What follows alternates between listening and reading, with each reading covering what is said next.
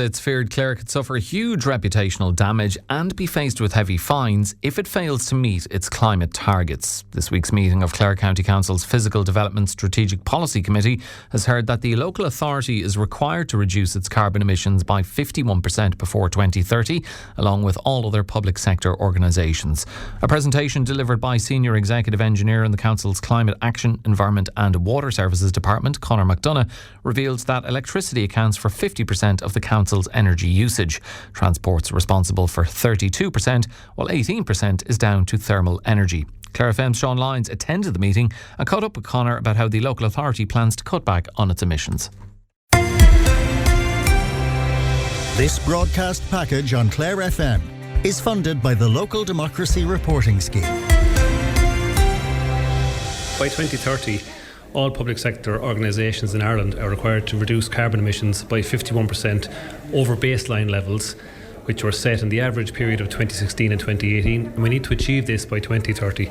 So Clare County Council, like all other local authorities and all public bodies across the country, are going to take measures with their buildings to decarbonise the heating of those buildings. You mentioned that there are a number of ways to do that and a number of ways of looking at it. Energy efficiency was spoken about, as was carbon. You mentioned that energy efficiency might be perhaps the easier area, it might be easier to decarbonise in that area, but not so much in other areas. You might expand on that. Sure, Seán. So initially for us, we're going to look at our biggest buildings because they use the biggest amounts of energy. For Clare County Council, you're looking at Active Ennis Leisure Centre here in Ennis, a swimming pool, as people would know it, beside the hospital, and also our county building here, Ours Coonday and Clare.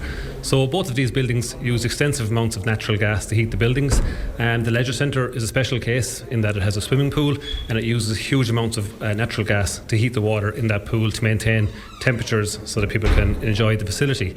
So what we'll likely see coming out of this, and we're only in the preliminary design phase at the moment, but we'll probably be looking at heat pumps, air-to-water heat pumps, ground source heat pumps, solar photovoltaic arrays on the roofs, biomass boilers using locally sourced wood chips. All of these components could form part of the project. Not decided yet, but they're the likely components of any project to decarbonise the heating of these buildings. Are the wheels in motion for those advancements at the moment, or is there work to be done on that?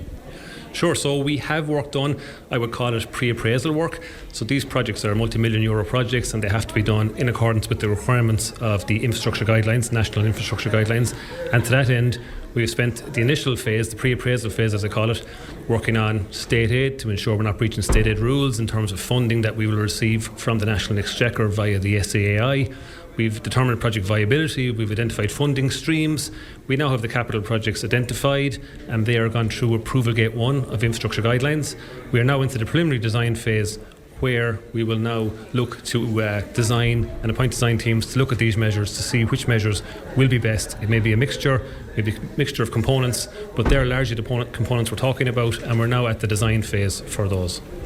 We'll be aware of climate targets on a national level and the potential repercussions that Ireland could face if they don't meet their climate targets by the required time. Obviously, the same type of penalty could apply at a local level. So could you tell us what the repercussions might be if those targets aren't met? Sure, so it's a great question, Seán. And I mean, at this point, there's no decision made nationally whether local authorities themselves, individual public sector organisations would bear the brunt of fines, but it's potentially possible. Ireland Inc. is to meet these targets by 2030.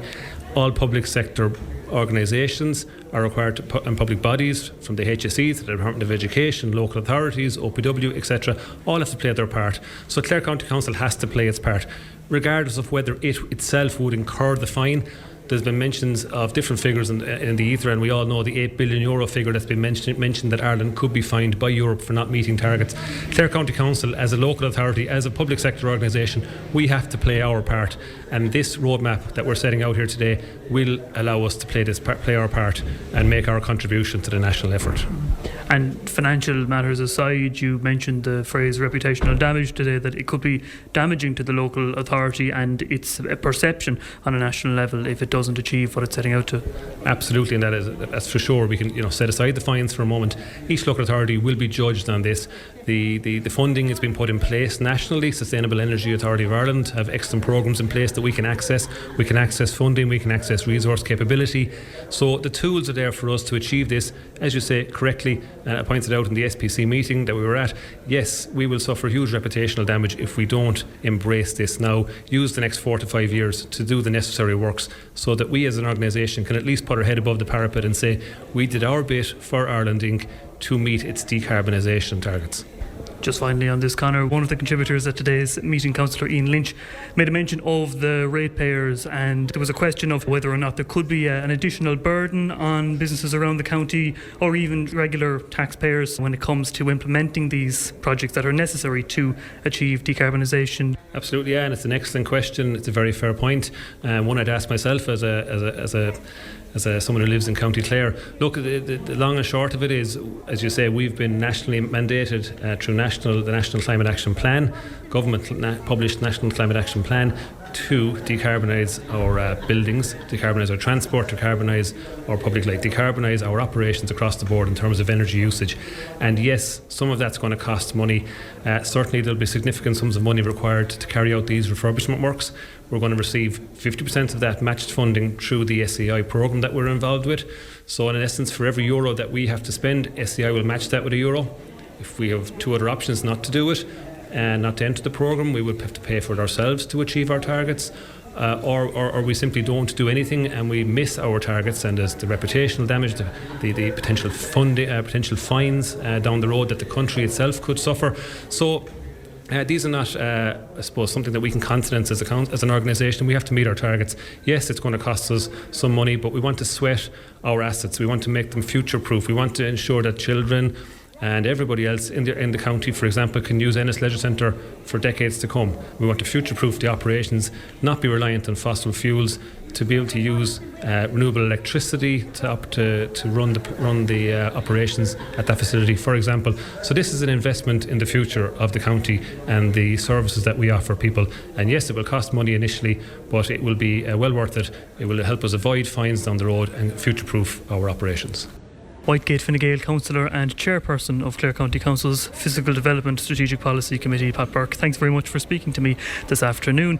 Today marked the first meeting of the new iteration of the Physical Development SPC, of which, as we say, you are chair, and there were 3 very interesting presentations. First of all, your own reaction to that. What was your own assessment of the meeting? Yeah, a successful meeting. Three very interesting presentations from the team here today at SPC, and I suppose the first one there, which was maybe the big one, the building, the decarbonisation, which has to be by 2030. Every public sector organisation is required to achieve a big percentage in reduction in their emissions and leading to decarbonisation. So there's a lot going on there, I suppose, for the team that are dealing with that. And when you were hearing about what needs to be done on a Clare County Council level and the impacts that it will have on, I suppose, the wider county, the taxpayers and the ratepayers, what stood out for you?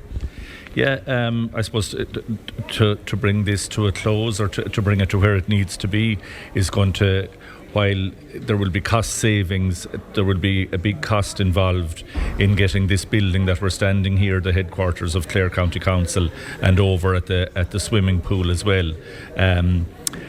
Where works have to, a lot of work has to take place to bring that down to the level that has to be achieved by 2030, which is only 4 years away. And there's figures in the region of €6 to 8 million being mentioned there to retrofit that building, and it's going to cost more than the building here. Obviously, the building here, I think, is a newer building, but a lot needs to be done, and it's going to take a lot of money. But if we're to comply and to avoid fines going forward from Europe, if we as a local authority, it wouldn't reflect well on us if we didn't reach our targets. I suppose that was the big message here today. And when it comes to how likely the local authority is to succeed and to achieve its aims here, there was a mention of HVO by Councillor Alan O'Callaghan today, and he suggested that the council fleet use HVO as a means of reducing emissions, and he was of course told that they already use HVO. So based on details like that, would you be confident that the council is taking this seriously and that it's, as I say, likely to succeed? Yeah, I was already aware that HVO was being used myself, and I see the litter wardens now with their vans, and it's written on the side of the vans, what the fuel that's being used in that, and of course electric vehicles as well being used out on the crews out on the road and that. So there's the old saying of a lot done, more to do, I think is the message here today as well. And it's the reputation. If we don't get there, it wouldn't sit well, that we as a local authority didn't reach our targets. And now some people would say this is a bit far-fetched, and all of that, and everybody out there, whether they're farming or in business or whatever, we all have a part to play here, but it's the big cost involved here is slight worry going forward. And more details to be discovered on that as the plan progresses over the years. Yeah, that's it.